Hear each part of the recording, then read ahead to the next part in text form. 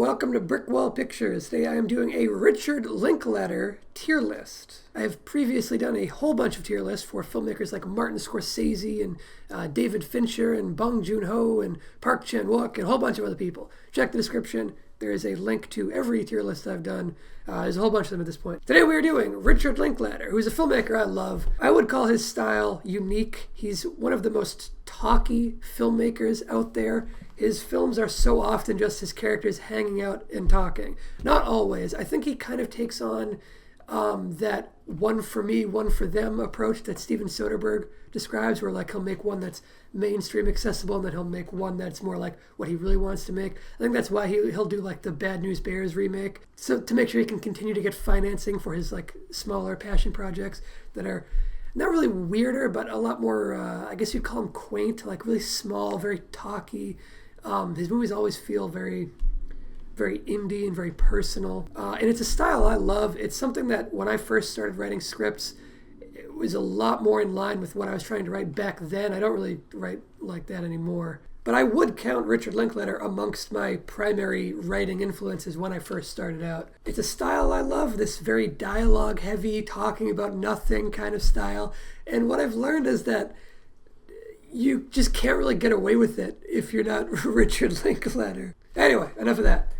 We're going to start off. These movies are in a randomized order here. We're going to start off with Dazed and Confused. Dazed and Confused is surely one of his most famous. I don't think there's anyone who would argue that Dazed and Confused is a bona fide classic at this point. This is one of those movies that it just kind of felt like a classic from the moment it was released, it would seem. It was kind of released before my time, but even if you go back and like look at contemporary reviews, the moment this thing dropped, everyone just knew that it was something special. It is probably the pinnacle of the hangout movie as a genre or a subgenre. It's got a great cast of characters, and it was an important film for a lot of the people involved. Like, it was a big stepping stone in Matthew McConaughey's career, Ben Affleck's career, even though, I mean, he's good in it. He plays this particular part well. Wiley Wiggins is the kid in the main role. I don't know if a ton of people know his name, but I will never forget his name now that I've seen him in this.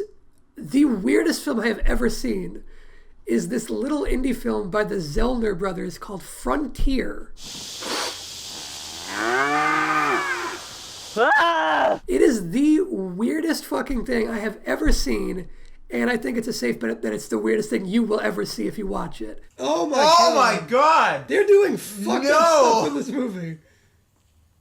Rather than recommending you try to track down a copy of this obscure Frontier movie and watch it for Wiley Wiggins, I will instead recommend that you watch the video on this YouTube channel, which is Why Are We Watching This? Frontier. Why Are We Watching This is a show I used to do on here semi-regularly where a bunch of us would watch a bad movie and kind of make fun of it and talk about it. And it was just a bizarre blind pick. You can think of it as like a mini version of Best of the Worst.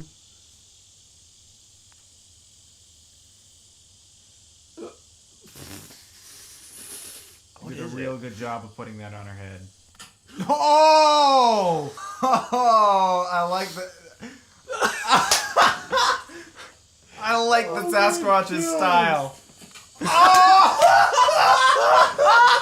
Check out that episode, bizarre movie, and it's got Wiley Wiggins in it, who is also the star of Waking Life, another Richard Linklater movie, and we'll talk about that one as well. Anyway, Dazed and Confused is wonderful. It's hilarious. It's got great characters. It's really strong dramatically as well. It paints just such a clear picture of a place in a time. It's wonderful. S tier. Absolutely. Okay, next up is Before Sunrise. Before Sunrise was the first film in the Before trilogy. Not to spoil the other entries, but the entire Before trilogy is excellent.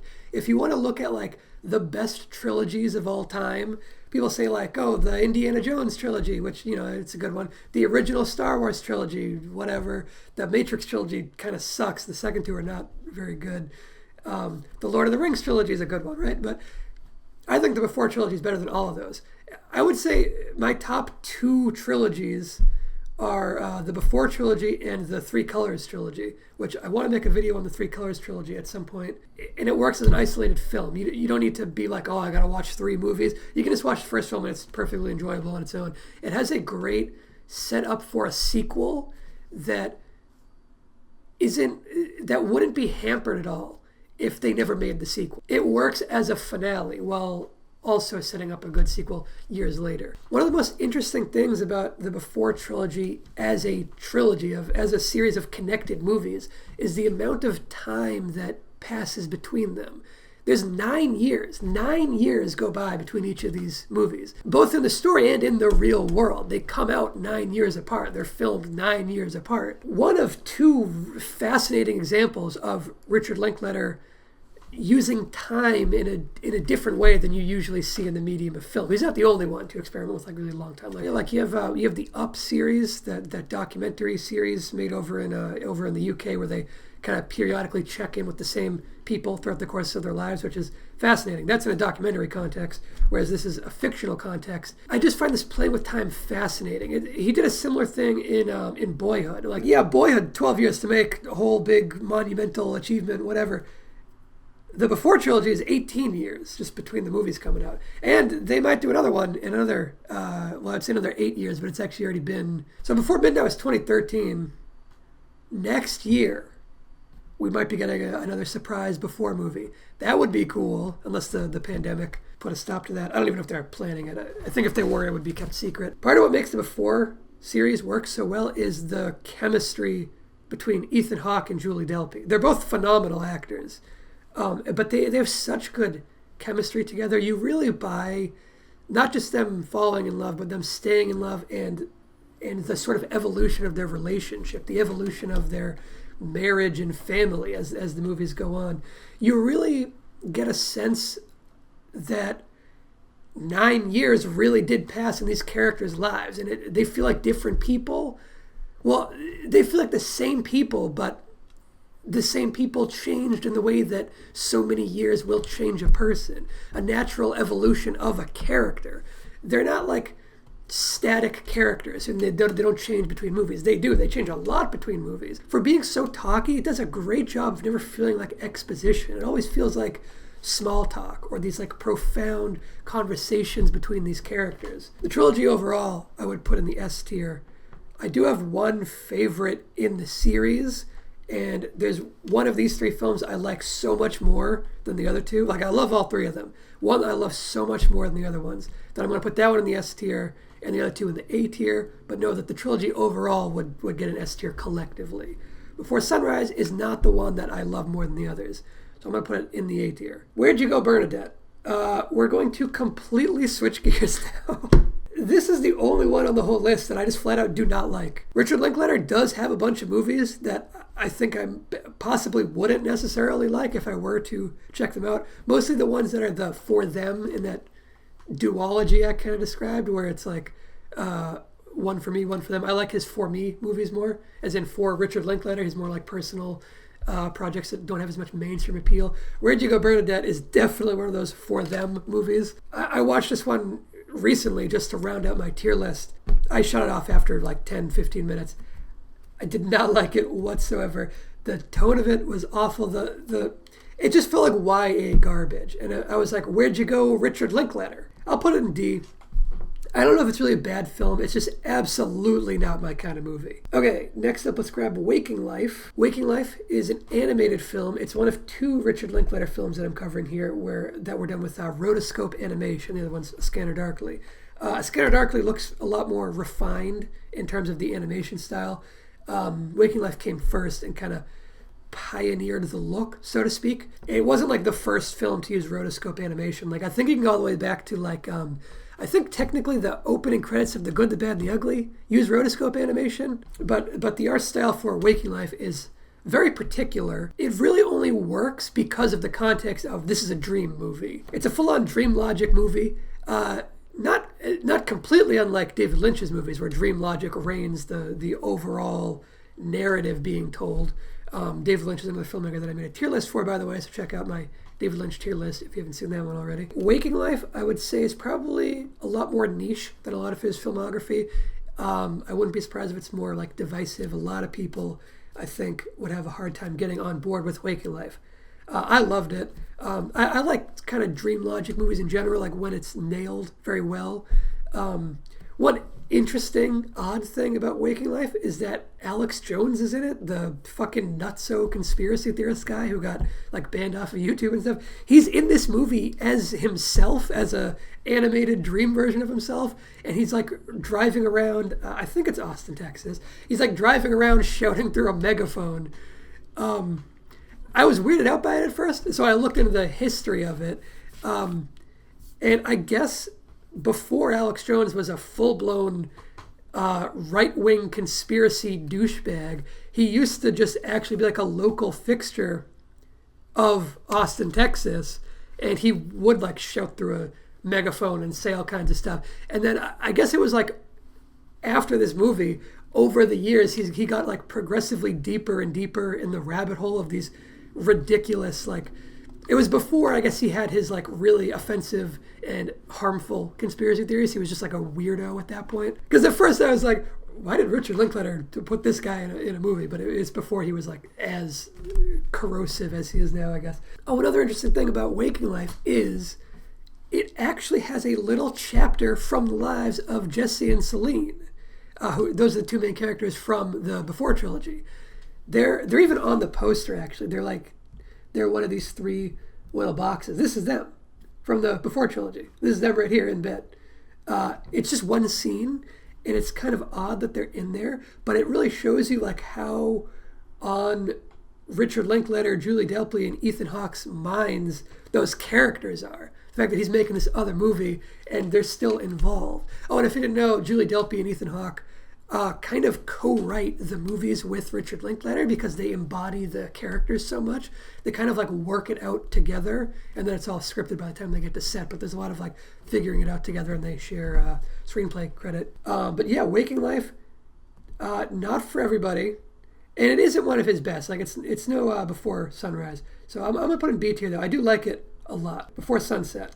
Now, I've already talked a lot about the Before trilogy, so I'll move pretty quickly through these other two. Before Sunset is the one that I love more than the other two. It's the one that hit me the hardest emotionally, and I mean, it fucking hit me, like, real hard, harder than almost any other movie has, like, emotionally, I'm talking. S tier, absolutely. It's incredible. Fantastic work. I think it's the highlight of the trilogy. It's a trilogy that peaks in the middle, but the two polar ends are excellent as well. Okay, Before Midnight. I mean, it's the most recent one. It's the third one. It's when they ran out of Sunrise, Sunset. Well, what are we going to call the third one? Oh, okay, Before Midnight. The next one's going to be called Before Lunch or something, Before Breakfast. It's a little more mature, I guess. Speaking in like the version of mature, meaning the characters are literally older and they're talking about some older life stuff. And it's interesting to see how... It's always interesting to check in on these characters and see how they've progressed. Before Midnight feels like a little bit of a deviation from the first two in that there's a really extended sequence early on where there's like a bunch of other characters. It's not as contained to just the two of them like the first two films were. There are more characters at the beginning. It's always engaging throughout. Like the conversations are still really interesting. The ending in the hotel room I think is wonderful. It's one of the most realistic like big blow up fights that it just feels so real the way that they argue with each other, unlike the vast majority of movies. Most people seem to agree that it's a bit of a step down from the other two films. I think it is a step down from Before Sunset. I don't really think it's much of a step down from Before Sunrise, if at all. I'm going to pop it in the A tier with Before Sunrise, actually. I don't think it's anywhere near enough of a downgrade to lower it a full tier. Okay, next up, let's grab Tape. If you saw my David Lynch tier list, I mentioned that Inland Empire is one of the only movies shot on that like fucking ugly ass looking mini DV in that really gross period of like home video where the footage just looked terrible. I said Inland Empire is one of the only movies that is like great and worth watching that has that aesthetic that looks so bad visually. Tape is another one. Those are the only two that I've seen that I would say. I've seen a bunch that look like that. Maybe Versus has a little bit of that going on, that Japanese Yakuza versus zombie film. Anyway, Tape looks awful. It is really good, though. I think it's adapted from a play. If it isn't, it definitely feels like it is because it's contained to this one motel room. And you have Ethan Hawke again, who I'm a big fan of Ethan Hawke, and it's mostly all from his Richard Linklater collaborations. He's great in other stuff, too, but him and Linklater are just such a good pair together. They really are. But you've got Ethan Hawke, you've got, what's his name? Robert Sean Leonard, I think is his name. And you got Uma Thurman. And it's basically just the three of them. And it's actually mostly the two male leads. Uma Thurman doesn't come in until a little bit later. But it's a tight play-like story.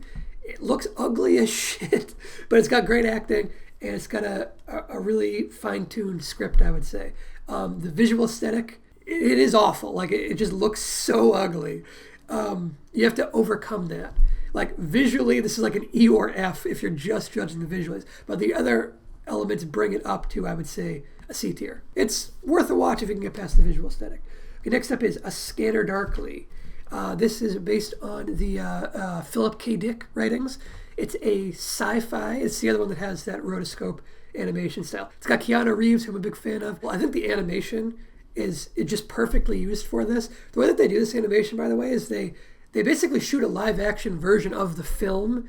I think it actually, if you watch the behind the scenes, the live-action footage that they shoot kind of looks like tape, actually, because they're shooting it really stripped down and really low budget and with like really crappy cameras. Because the whole point is that they'll shoot the movie and then they basically like trace over the live action footage to create this rotoscope animation style. It's really interesting. I recommend watching it and also watching the behind the scenes for it because it's really interesting to see how they put it together. This is a bizarre one though. It's very weird. One of the things that kind of creates the strangeness of this movie is that the entire cast is basically high off their ass the entire movie. Like that's built into the plot that everyone's just high as shit the entire time. It's a ton of fun though. I'd say B tier. Okay, next up, School of Rock. This one came out when I was like right in the target age demographic. Like I was a kid, and it is a kid's movie. First and foremost, I would say I've seen it not recently, but I have seen it after being like a child. You know, after being a little older, I was a little past the age group for it. It holds up very well. The big part of it is Jack Black is just great. It's a good screenplay. The music's fun. The kids are not like amazing, but they're better child actors than a lot of child actors. It's good. I mean, it's I wouldn't call it one of Linklater's best. It's like I think a lot of people might put it in B tier. For me, it's like C. Okay, Bernie. We got the other Jack Black collaboration up next. Bernie is a film that a lot of people love. Like it gets praised to extremes that I don't quite see. I like it. It's definitely not a bad film. But it just doesn't do as much for me as it seems to do for other people. So I think I am going to rate it a little lower than possibly a lot of you watching would rate it. And hey, that's fine. You can have your own rating. It would be kind of weird if we agreed on every ranking.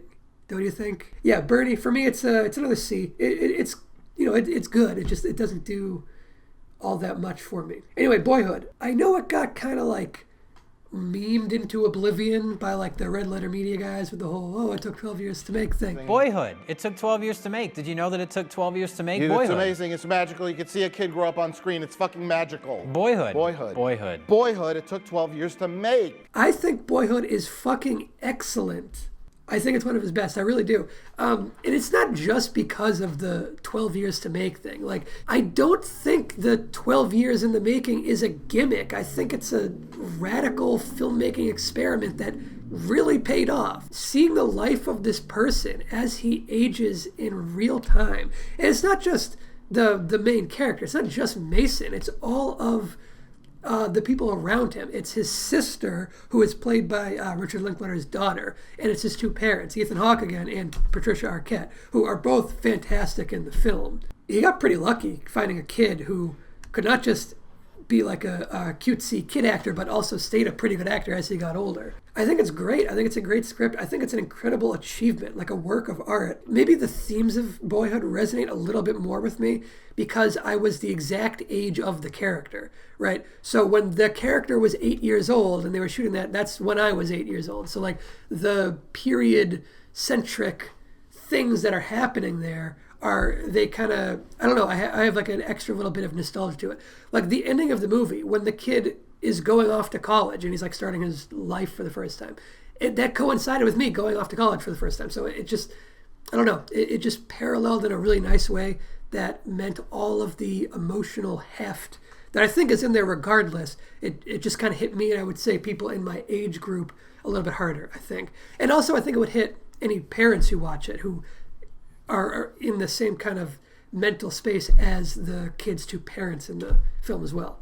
I think it's excellent. I'm going to put it in S tier. I don't know if I'll get pushback on that because I know people like to make fun of it. Everybody Wants Some. For some reason, fucking nobody talked about Everybody Wants Some when it comes out, and I do not understand. I saw it at an early screening, and I gave it a super positive review, and I was sure it was going to like be a big hit and get like all kinds of Oscars attention and stuff, and nothing. It just went like so under the radar. Everybody Wants Some is basically a spiritual successor to Dazed and Confused. The way Dazed and Confused captured the like last day of high school in the 70s, Everybody Wants Some is capturing the start of college in the 80s. I think it's reductive to just call it Dazed and Confused in the 80s because it's not in the 80s, it's in 1980.